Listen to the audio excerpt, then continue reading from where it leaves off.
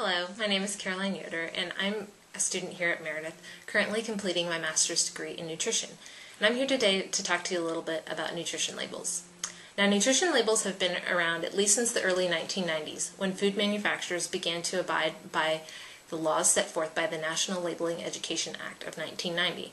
Unfortunately, now more than 20 years after the introduction of mandatory labeling, Americans are still not using nutrition labels to make food decisions. In fact, in a study recently published by the Academy of Nutrition and Dietetics, just 9% of grocery shoppers looked at the calories for 80% or more of the packaged items in their cart.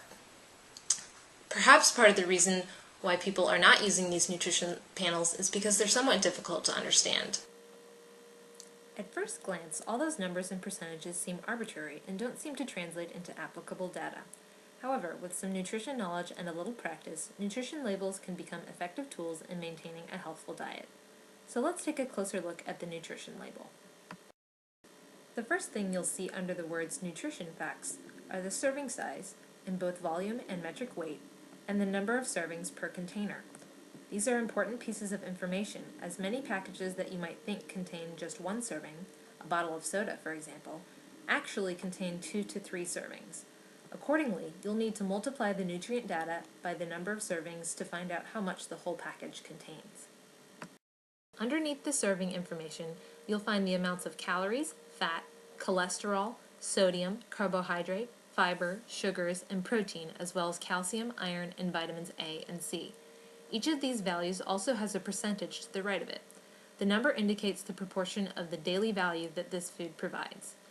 The percent daily values are based upon how much of each nutrient is required for a healthful 2,000 calorie diet. For example, the daily values suggest that someone consuming 2,000 calories per day should consume 2,400 milligrams of sodium per day. So, if a 1 ounce serving of pretzels contains 600 milligrams of sodium, the percent daily value would be 25%. If you consume either more or less than 2,000 calories per day, the percentages may still be helpful in deciding whether to eat or buy a packaged food. A good rule of thumb: if a food has 5% or less of a nutrient, it's considered to be low in that nutrient. If it has 20% or more, it's considered to be high in that nutrient.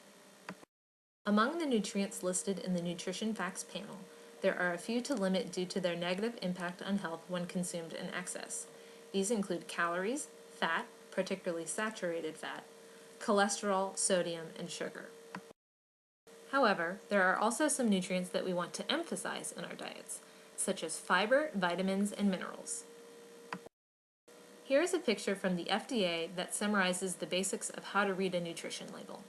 To help guide your grocery shopping decisions, you can carry a copy with you, or you can download apps such as Fujicate that can scan packaged foods and assign a grade based on its nutrition information.